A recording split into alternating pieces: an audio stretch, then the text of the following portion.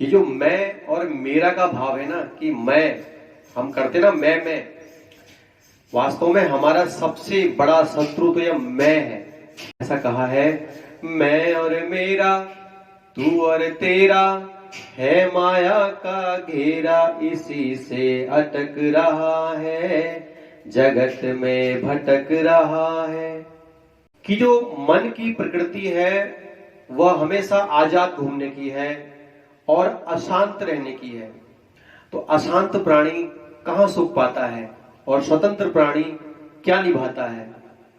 तो जैसे ही हम मैं का भाव ग्रहण करते हैं कि मैं या शरीर हूं और इसके सुख दुख सब मेरे हैं, तो उसी वक्त इसकी अशांत प्रकृति और इसके मन की स्वतंत्रता वह भी हमें ग्रहण करनी पड़ती है।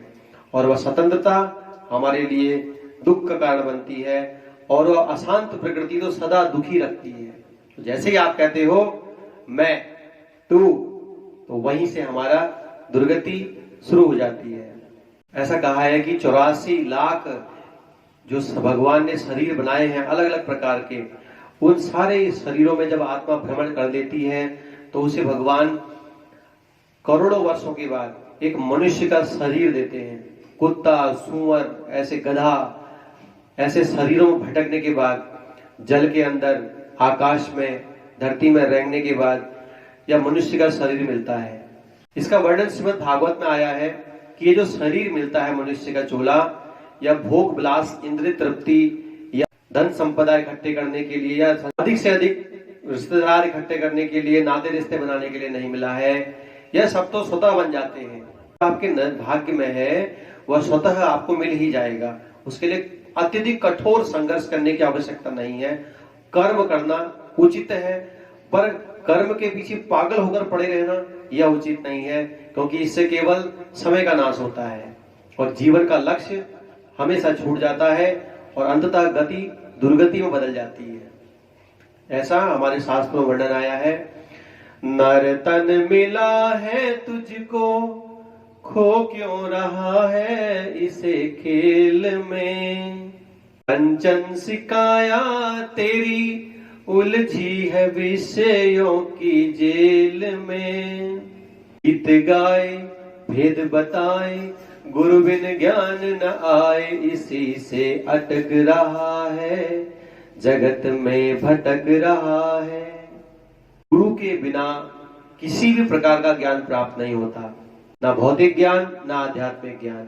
कितने भी पुस्तकें पढ़ लो, कितना भी ज्ञान प्राप्त कहीं से कर लो, लेकिन जब तक गुरु हमको वह गुण नहीं सिखाता, वह गुण रहस्य की बात हमें नहीं बताता जो उसने अपने गुरु से सीखा है, तब तक हमें मूल ज्ञान प्राप्त होता ही नहीं, वह हमारे अंदर जाता ही नहीं।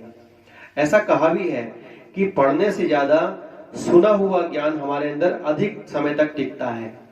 हमें सबसे पहले जो हमारे जो परम दुख का कारण है, हमारे अंदर बैठा हुआ शत्रु सबसे बड़ा मैं का भाव, कि मैं शरीर हूं, मैं इंद्रिय हूं और इसके सारे जो लालसाएं हैं, इच्छाएं हैं, मुझे पूरी करनी है। बस इसी कारण से जो भी प्रपंच है वो सब हमें चोट पहुंचाता है, अन्यथा आत्मा को तो प्रपंच छू भी नहीं सकता। जैसे ही हम इस भाव को ग्रहण करते हैं कि आत्मा, मैं आत्मा हूं और मैं शुद्ध हूं, मैं तो परमात्मा का अंश हूं, मैं तो भगवान श्री कृष्ण का अंश हूं, तो जैसे अनेकों दुखों में घिरे रहने के बाद भी भगवान श्री कृष्ण परम आनंद में रहते हैं, उसी प्रकार आत्मा भी कैसी भी परिस्थिति में रहे, अगर वह यह स्वीकार कर ले कि वह आत्मा है तो परम आनंद में रहेगा। और जैसे ही वह इस भाव को ग्रहण करेगा कि मैं शरीर हूं, तो वैसे ही वह दुर्गति में चला जाएगा, क्योंकि शरीर का स्वभाव ही ऐसा है। पुनरपि जननम पुनरपि मरणम पुनरपि जननी जठरे शयनम, बार बार जन्म धारण करना, बार बार मरना, बार बार बीमार होना, बार बार बुढ़ापे की ओर चला जाना। इस प्रकार 4 प्रकार के दुख, आहार, निद्रा, भय, मैथुन, इसमें लगे रहना, यह स्वभाव है, हमें बार बार घुमा के रखता है। किंतु आत्मा का स्वभाव है परम आनंदमय, शुद्धेन सत्ता। आत्मा की सत्ता शुद्ध है और परम आनंदमय है। ब्रह्मभूत प्रसन्न आत्मा, न सोचती न कांक्षती, क्योंकि जो प्रसन्न आत्मा है, जो शुद्ध आत्मा है, वह न किसी प्रकार का शोक करता है, न किसी प्रकार की कोई संसारिक कामना करता है, किंतु शरीर सारी इच्छाएं करता है, शरीर सारी कामनाएं रखता है। और जैसे ही हमने स्वीकार किया कि मैं यह शरीर हूं, कुत्ते का शरीर मिला तो मैं कुत्ता हूं, बिल्ली का मिला तो बिल्ली हूं, सुअर का मिला तो सुअर हूं, और मनुष्य का मिला तो मैं यह मनुष्य हूं, बस तब तक हमारी भटकना संसार में बनी रहती है। और जैसे ही हम इस भाव को स्वीकार करते हैं कि मैं तो परमपिता परमात्मा वासुदेव भगवान श्री कृष्ण का अंश हूं, मैं आत्मा हूं, और मेरा मूल धर्म है परमपिता परमात्मा को प्रसन्न करना, अपने प्रत्येक कर्म से उनकी सेवा करना और धर्म की रक्षा करना, तो उसी वक्त में आनंद को प्राप्त करता हूं, परम आनंद को प्राप्त करता हूं, और अपने प्रत्येक कर्म से भगवान को खुश करने का प्रयास करता हूं, ताकि भगवान हमेशा मेरे कर्म से खुश रहें। ऐसा व्यक्ति कभी भी दुर्गति को प्राप्त नहीं होता, विनाश को प्राप्त नहीं होता, अभी तो उसकी सदैव उन्नति होती है। और इसके लिए मैंने आपको सबसे सरल सूत्र बताया है, हरे कृष्ण महामंत्र का निरंतर जाप करना।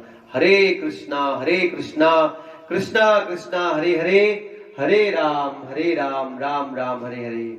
याद रखना है, हरे कृष्णा कृष्णा कृष्णा हरे हरे, हरे राम राम राम हरे हरे।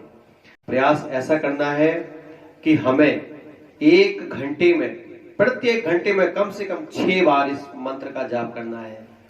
इस प्रकार से जब हम प्रत्येक घंटे में 6 बार इस महामंत्र का जाप करेंगे तो हमारा प्रतिदिन का 108 महामंत्र पूरे हो जाएंगे। यह भक्ति की शुरुआत है।